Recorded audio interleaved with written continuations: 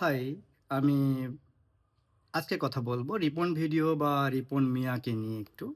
যেহেতু কথাটা নিয়ে তাকে নিয়ে দেশে অনেক কন্ট্রোভার্সি শুরু হয়ে গেছে, টক অফ দ্য টপিক হয়ে গেছে। তো আমি সামান্য কিছু আমার ছোট জ্ঞানে যা মনে হচ্ছে তাই আরকি শেয়ার করার চেষ্টা করতেছি। রিপন ভিডিওতে আমি ওনাকে নিয়ে যে ব্লেমটা এসেছে, সেটা দেখলাম যে ওনার বাবা-মাকে উনি প্যাম্পার করতেছে না। বাবা-মাকে দেখতেছে না। আবার বাবা-মার পরিচয় দিতে লজ্জা পাচ্ছে। এই বিষয়টা দেখলাম। আবার আরেকটাই জায়গায় দেখলাম যে উনি ওয়াইফকে অস্বীকার করতেছেন, আর বাচ্চাদের অস্বীকার করতেছেন। হ্যাঁ? বিষয়টা এরকম। তো ফার্স্ট অফ অল রিপন ভিডিওতে আমরা কি দেখি? রিপন ভিডিওতে দেখি যে উনি একজন গ্রামের সহজ সরল মানুষ। টিনের ঘর থেকে সকালবেলা ঘুম থেকে ওঠেন। তারপরে কালি দিয়ে দাঁত মাজেন। তারপর টিউবওয়েলে গিয়ে মুখটা ধোন। তারপর উনি ওনার রাজমিস্ত্রির কাজে চলে যান। সেখানে গিয়ে কিছুটা ভিডিও দেখান, কথা বলেন। তারপরে উনি ভিডিওটা শেষ করে দেন। আমরা কিন্তু রিপন ভিডিওকে এভাবে সহজ সরল দেখতেই অভ্যস্ত। আমরা ফেসবুকে যা কিছু দেখি তাই কিন্তু বিশ্বাস করি। এই সোশ্যাল মিডিয়ায় আমাদের যা কিছু মনে হয় যে ১ মিনিট, ২ মিনিট, ৩০ সেকেন্ড যা দেখাচ্ছে পুরো লাইফটাই সেটাই তার। তার যে একটা ব্যক্তিগত জীবন আছে, ২৪ ঘন্টা সে যে কাজ করে বা অন্যান্য কাজ করে, ২৪ ঘন্টা তার একটা ব্যক্তিগত লাইফ আছে। এইটা আমরা বুঝি না। আমরা এই যে ৩০ সেকেন্ড, ১৫ সেকেন্ডের ডায়ালগ এগুলা দেখে বিশ্বাস করে ফেলি যে সে যা বলছে সেটাই সত্য। সে একটা সহজ সরল জীবন দেখিয়েছে আমাদের, আমরা সেটা বিশ্বাস করে ফেলেছি। আরে ভাই, ওনার ভিডিওর থিমটাই এমন। আমরা ওনাকে এরকম দেখতেই পছন্দ করি যে ওই যে টিকটিকি বলতেছে ঠিক, ঠিক, ঠিক। যে উনি সহজ সরল একজন মানুষ, সহজ সরল ডায়ালগ দেন। উনি গরিব একজন মানুষ, ভাঙা টিনের ঘরে থাকেন। উনি একজন রাজমিস্ত্রি। এইটা দেখে আমরা অভ্যস্ত। উনি ৭-৮ বছর ধরে যে কাজ করতেছেন, স্পন্সরের কাজ করেন। তারপরে এই যে বিজ্ঞাপন করতেছেন, বিভিন্ন স্পন্সরে উনি নেপাল ঘুরে আসলেন। তারপরে বিভিন্ন স্পন্সর দিয়ে উনি এই জেলা থেকে ওই জেলা, ওই জেলা থেকে এই জেলা যাচ্ছেন। উনার অ্যাকাউন্টসে কি কোনো টাকা নাই? আপনারা এতটা বোকা কেন? যে উনি ৭-৮ বছর ধরে এই সোশ্যাল প্ল্যাটফর্মে কাজ করতেছেন। YouTube, Facebook, তারপর Instagram, তারপর TikTok এগুলোতে কাজ করতেছেন। উনার ইনকাম নাই কোনো। উনি যে জিনিসটা আপনাদের দেখাচ্ছেন সকালবেলা উঠে ওই যে কয়লা দিয়ে দাঁত মাজতেছেন, উনি কি ওই ৭-৮ বছরের ওই এখনো ওখানটায় পড়ে আছেন? আপনারা মানে এতটা বোকাভাবে মানুষকে বিশ্বাস করেন কেন? আমি বুঝি না।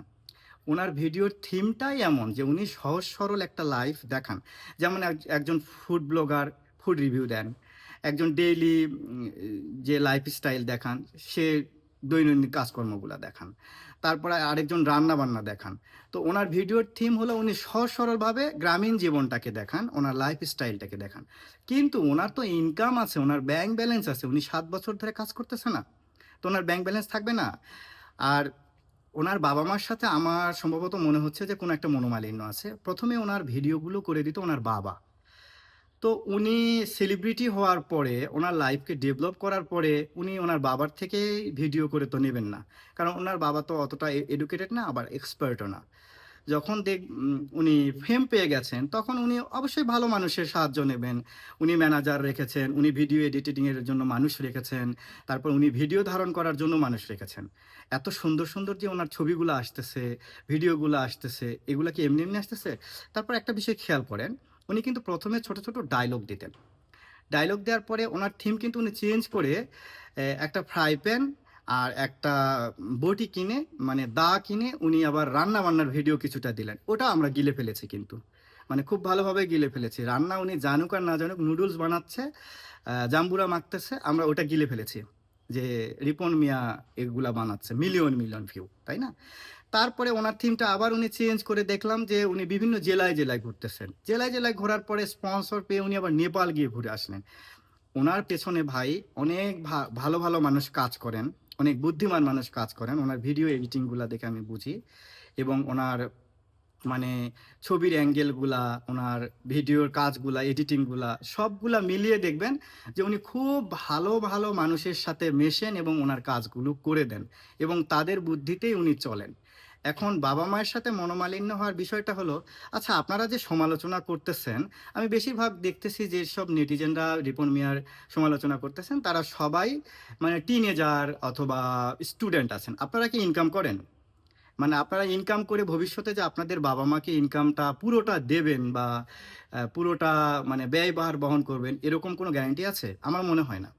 আমি যতগুলো মানুষ দেখি যারা আমরা চাকরিজীবী, চাকরি করেন, অ্যা একটা নির্দিষ্ট পরিমাণ অ্যামাউন্ট যারা মানে পৃথক খায় বাবা-মা থেকে, নির্দিষ্ট পরিমাণ অ্যামাউন্ট তার বাবা-মাকে দেয়। একেবারে ঢেলে সবকিছু দেয় না। তার অ্যাকাউন্টসে সবকিছু দেয় না। যতদিন অবিবাহিত আছে ততদিন পর্যন্ত একটু বেশি দেয়, বিয়ের পরে একটু কম দেয়। হ্যাঁ? এরকমই বিষয়টা। আপনারা বিয়ে মানে বাস্তব জিনিসটা বোঝার চেষ্টা করেন না কেন? যে বাবা-মাকে দেখতেছে না। আরে ভাই বাবা-মাকে দেখতেছে। উনি উনার মাকে জড়িয়ে ধরে কান্না করে বলল যে, "আমি কি তোমাদের দিই না? আমি কি তোমাদের খোঁজখবর রাখি না? তাইলে তুমি এটা করলা কেন?" আর এই যে জার্নালিস্টের কথা আপনারা সব জিনিস কেন গিলে ফেলেন? ১ মিনিটের একটা ভিডিও কাটছাঁট করে তার মা সামনে একটা ক্যামেরা পাইছে কেঁদে কেটে অস্থির। বাঙালিরা তো জানেন মানে সামনে ক্যামেরা পাইলে একবারে কান্নায় ভেঙে পড়েন। মানে তার ভিতরে দুঃখ আছে না নাই তবুও সে বলবে। এখন তার বাবা-মার যতখানি এক্সপেকটেশন ছিল, হয়তোবা রিপন মিয়া ততখানি দিতে পারেন নাই বা দেন নাই। তার নিজের ভবিষ্যৎ ভেবে বা পরবর্তীতে দেবেন আরো যখন মানে ইনকাম করবেন তখন দেবেন। এরকম একটা বিষয়। আপনারা দেখেছেন রিপন মিয়া ভাঙা টিনের ঘর থেকে বের হচ্ছেন, এটাই মনে করেছেন। কেন রে ভাই ৭ বছর ধরে সে কাজ করে সে একটা ফ্ল্যাট বাসা করতে পারে না? কেন করতে পারে না? তার এই এতগুলো টাকা পয়সা সে ইনকাম করতেছে, ব্যাংক ব্যালেন্স করতেছে। সে তো একটা পাকা বাড়ি করতেই পারে। এটা তো নরমাল বিষয়। এটা দেখে আপনারা বলতেছেন যে তার বাবা-মার পরিচয় দিচ্ছে না। তার বাবা-মার পরিচয় তো সে ইন্টারভিউতে দিয়েছে যে তার পারিবারিক তার প্রায়োরিটি তার বাবা-মা। এবং বউ নিয়ে যে কথাটা, আপনারা এত ক্যালাস কেন? ২০২৪ সালে এই যে ভাই সাব নামে একটা পেজ আছে, নেত্রকোনার একটা ছেলে। উনার কাছে এসে উনি একটা ইন্টারভিউ দিলেন। উনার পুরো বিবাহের ঘটনাটা উনি বর্ণনা করেছেন। উনার বউ কোথায় থাকেন, উনার কে কোথায় আছেন সব কিছু এখানে বলেছেন। এবং উনি বলেছেন যে আর্লি ম্যারেজ করা ভালো।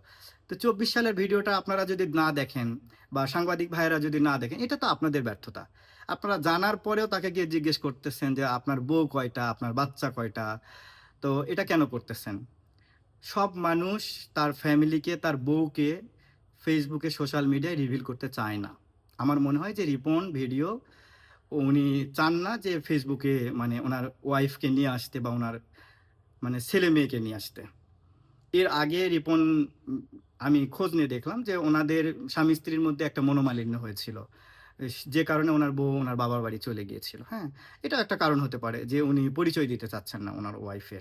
তো এই তিলকে তাল বানানোর কারণ কি ভাই? আপনারা মানে এই ফেসবুকে মানে পোস্ট দিয়ে সয়লাব করে ফেলছেন। হ্যাঁ? একটা মানুষের সম্পর্কে সবকিছু না জেনেই।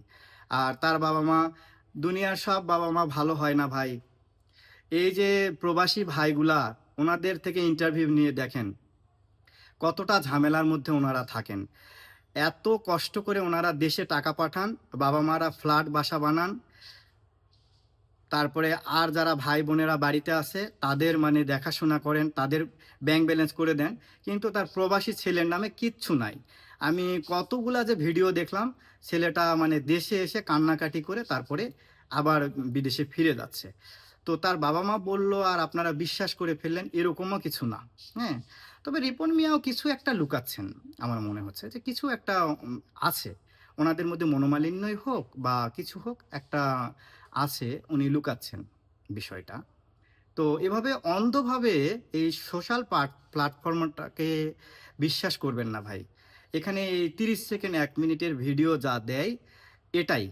বাকি আপনার যে ভি সময়গুলা মানে ২৪ ঘন্টা থাকে, এর মধ্যেও কাজ করে যারা কনটেন্ট ক্রিয়েশন এ আছেন, তারা এসব কাজগুলা মানে কনটেন্ট ক্রিয়েশন এর কাজগুলা বাদেও অন্যান্য কাজও করেন। তাদের পার্সোনাল লাইফটাও আছে, হ্যাঁ? আমি চাইবো যে রিপন মিয়া আর তার বাবা-মার মধ্যে যদি কোনো মানে ল্যাকনেস থাকে সম্পর্কের, সেটা তারা মিটিয়ে নিক। তারা অবশ্যই মিটিয়ে নেবে। কারণ আমি দেখলাম যে উনার মাকে জড়িয়ে ধরে উনি কান্নাকাটি করতেছেন। তার মানে ছেলে আর মায়ের মধ্যে ইতিমধ্যে ওনাদের মানে মিউচুয়াল হয়ে গেছে। এবং মাকে উনি জিজ্ঞেস করতেছে যে, "আমি কি তোমাদের কিছুই দেই না? আমি কি তোমাদের দেখি না?" এরকম উনি বলতেছেন। এ মানে না দিলে উনি কি এটা বলতে পারতেন? হয়তোবা উনার মা আবেগে বলে ফেলছেন বা কোনো মনোমালিন্য ছিল উনার বাবার, সেটা থেকে উনি বলে ফেলেছেন। আর সাংবাদিক ভাইয়েরা হয়তোবা কাটছাঁট করে এটা করেছেন। মানে ওই গ্রামে কেন গেল আমিনুলকে খুঁজতে এবং রিপন ভিডিওর মাকেই কেন সামনে পেল? আর উনার মাই বা কেন ক্যামেরা পেয়ে কান্নাকাটি শুরু করে মানে রাজ্যের সব বলা শুরু করলো? এটা নিয়ে আমি একটু কনফিউজড। মানে এই বিষয়টা নিয়ে কনফিউজড যে এটা সঠিকভাবে তুলে ধরা হলো কিনা। মানে কার বাবা-মাকে সে কতখানি প্যাম্পার করবে, কতখানি দেখাশোনা করবে, এটা তো তার ব্যক্তিগত ব্যাপার। তাই না? তার কোটি, কোটি টাকা হলেই যে কোটি, কোটি টাকা সবগুলাই বাবা-মাকে দিবে তা তো না। বাবা-মার ভরণ-পোষণ দিচ্ছেন, দেখাশোনা করতেছেন, এরকমই হতে পারে। আর রিপন মিয়ার যে বাড়িটা বানাচ্ছেন এটা এখনো কিন্তু কমপ্লিট হয় নাই। যে বাড়ি বানিয়ে যে তার বাবা-মাকে সে নিয়ে যাবে বা নিয়ে যাবে না এরকম তো ঘটনা না। হয়তোবা নিয়েও যেতে পারে তার বাবা-মাকে সে বাড়িতে।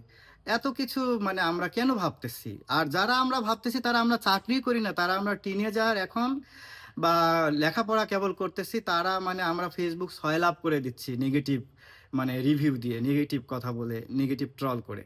ভাই আপনারা চাকরি করেন, আপনারা সংসার জীবনে যান। তারপরে বুঝবেন সংসার লাইফটা কিরকম লাগে, হ্যাঁ? নিজের রক্ত পানি করে সংসারটাকে টিকিয়ে রাখার কত যে যন্ত্রণা, কত যে মানে ত্যাগ স্বীকার করতে হয়, এইগুলা বুঝবেন। আর তারপর নিজের সন্তানের জন্য কিছু সঞ্চয় রাখা, এটাও খুব বড় বিষয়। হুম? এগুলো সবকিছু মাথায় রেখে ট্রল করেন। একটা মানুষকে নিয়ে হুদায় ট্রল করতেছেন। ফেসবুকে ঢোকা যাচ্ছে না আসলে। মানে আমি এই বিষয়টা জানতামই না যে এটা কি ঘটেছে। আমিও একটা পোস্ট দিলাম যে, "কি হয়েছে এটা আমি একটু জানতে চাই।" আর উনার ওয়াইফকে নিয়ে কি সমস্যা ছিল। তো পরে একজন যিনি জানেন তিনি বললেন যে, উনার ওয়াইফকে নিয়ে সমস্যা হলো যে, এই ভিডিও বানাবানি নিয়ে একটা সমস্যা ছিল। তো উনার ওয়াইফ একবার চলেও গিয়েছিলেন উনার বাবার বাড়ি। তো উনি চান না মনে হয় যে উনার ওয়াইফকে এই Facebook প্ল্যাটফর্মে নিয়ে আসতে বা রিভিল করতে বা উনার সন্তানদের চান না। কারণ রিপন ভিডিও উনি সেলিব্রিটি। আর কাকে লাগে? আর কাউকে লাগার তো দরকার নাই, তাই না? তো নরমাল নেন ভাই। এই Facebook এর জিনিসপাতিগুলা এই ৩০ সেকেন্ড ১০ সেকেন্ডের জিনিসগুলা বিশ্বাস করে একটা মানুষের লাইফকে হেল করে দিয়েন না। আমার লাইফটা ২০২২ সালে আপনারা হেল করে দিয়েছিলেন। আমার অনেক মানে কাঠখড়ি পোড়াতে হইছে এই জিনিসটা প্রমাণ করতে যে আমি লিগ্যাল ছিলাম। বগুড়া জেলা পুলিশ, তারপরে সাংবাদিক সবাইকে ডেকে মানে এত ঝামেলা আমার পোহাতে হইছে। হ্যাঁ? তো মানুষের লাইফটা হেল করে দিয়েন না কারো লাইফ। আমি এটাই চাইবো। যে আমি একটা সমস্যা ফেস করছি, সেই জায়গা থেকেই বলতেছি যে, সব বিষয় Facebook এর সব বিষয় বা কোনো খবর হলো সব বিষয়কে মানে আপনারা বিশ্বাস করবেন না। এগুলা অনেকগুলা ভুয়া খবর ছাপে। মানে নিজেদের ভিউ বাড়ানোর জন্য, নিজেদের এই পেজটাকে গ্রো করার জন্য, অনেক কিছু করার জন্য। বা কিছু, কিছু সাংবাদিক ভাই আছেন তাদের পজিশনটাকে আরো শক্তপোক্ত করার জন্য এটা করেন। হ্যাঁ? তো আপনারা এত পাগল হইয়েন না এইগুলা বিষয় নিয়ে। এত পাগল হওয়ার দরকার নাই। থ্যাংক ইউ এতক্ষণ ভিডিও দেখার জন্য।